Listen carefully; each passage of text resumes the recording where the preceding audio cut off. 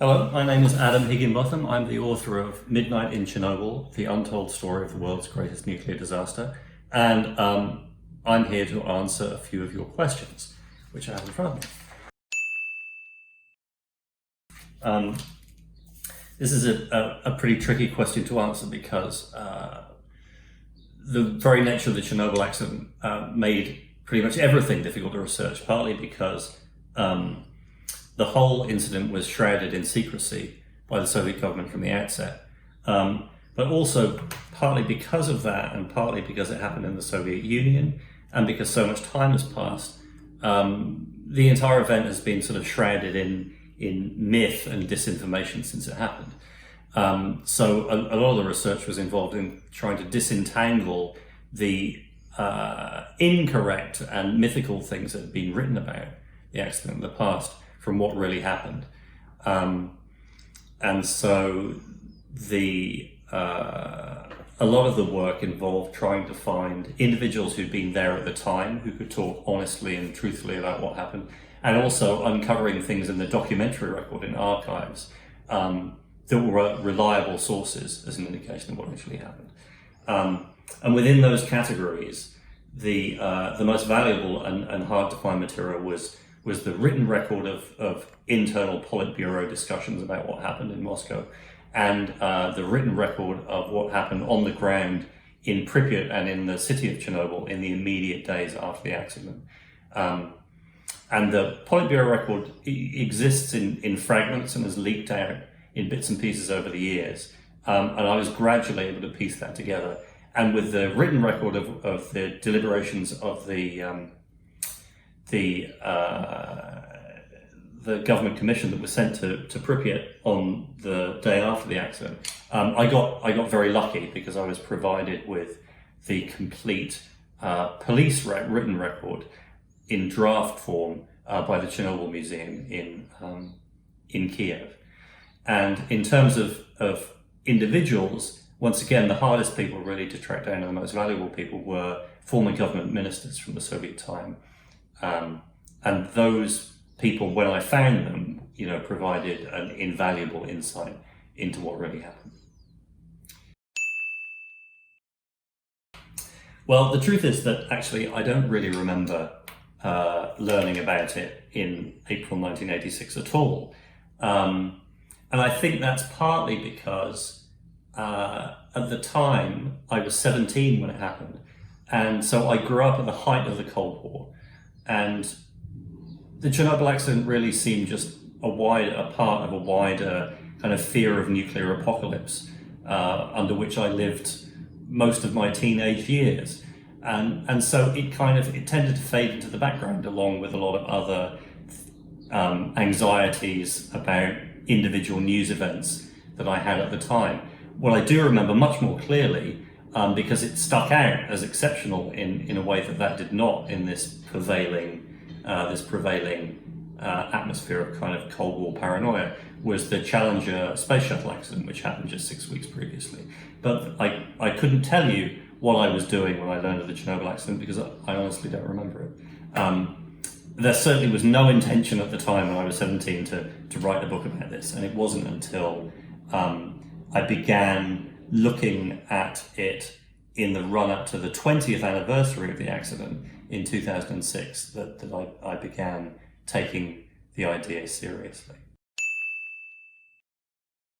Well, it was very different because this is my first book, so the kind of scope and the level of immersion in the subject that I was able to engage in with this was unlike almost anything I'd done previously. The longest thing that I'd written before this was a novella-length piece of non-fiction reporting, which was about 25,000 words long, and even that took me a couple of years.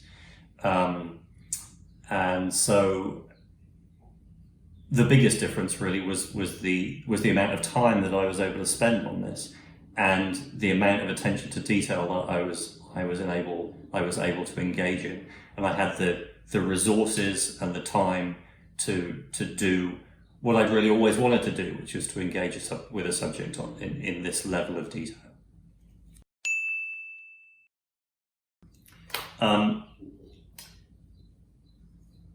This is also a slightly complicated question because I actually began researching the subject of Chernobyl a long time before I began work on the book itself.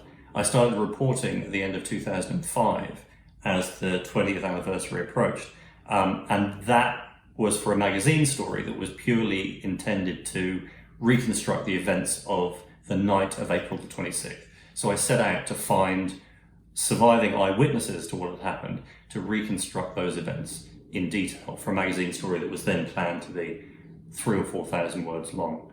But at that point, what happened is that as soon as I started talking to the first person I met in Moscow in February of 2006, Alexander Yevchenko and his wife Natalia, I began to realize that there was a huge amount of what I had read in the written record in English that was either wrong or missing about the true events of the Chernobyl accident. And so as soon as I returned to New York to actually begin drafting the magazine story, I knew that there was a book in it. But at that time in 2006, I couldn't get any Western publishers interested in the idea. So I set it aside, but the stories of the people I'd met during those reporting trips in 2006 never really left me. And I came back to Chernobyl, to the exclusion zone again in 2011 to write another magazine story about different aspects of the accident. And then it wasn't until 3 or 4 years later that I realized, as I began contemplating writing a third magazine story, that perhaps I should be writing something bigger. And at that point, I began working on the book. And then that was at the beginning of 2015, and then I was working on that solidly without working on anything else for another 3 years. So the process was extremely long drawn out, but that did enable me to report on people's lives and the events that took place over an extremely long period of time, 12 or 13 years in total. So I was able to follow people's experiences, but also changes in politics, changes in the ecology of the exclusion zone, and the developing perception of the accident itself. Now, I presume this means government officials are currently employed by the Russian or the Ukrainian governments, or indeed the US government. But I really didn't meet that many current officials, only archivists, I think. Because certainly in Russia, it seems that the accident has largely been consigned to history. So as a sort of closed subject, I think that my inference from the question is, did I encounter any government opposition or obstruction in trying to report this story? And the truth is that in Russia, certainly I didn't. And, the only obstruction at that level I ever encountered was the traditional bureaucracy of archivists and minor government functionaries trying to get in your way because they want you to fill everything out in quintuplicate before they'll let you do anything. The most valuable government officials I spoke to were retired Soviet apparatchiks, and many of them were, once I convinced them to talk to me, only too happy to talk at length about their experiences. Some of them quite unrepentant about the things that they might or might not have done. I think unquestionably the chapters dealing with the accident sequence itself and the physics of what happened inside the reactor as the accident took place and the explosion occurred. These were, while I was determined to make each part of the book as accurate and correct as possible, I knew, not having any background in science at all, and certainly not being a nuclear physicist, these were the parts of the book that I really needed to make sure were absolutely right in every detail, because so many English language accounts of the accident that I'd read previously, have their credibility undermined by getting so many of these things wrong.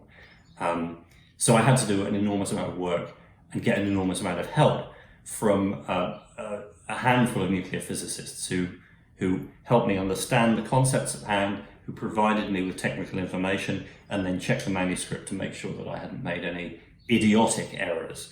And I think those parts of the book where I needed to both convey an exciting narrative, but also to make it accurate and understandable, were definitely the hardest parts of the book to write. And that's it. Thank you.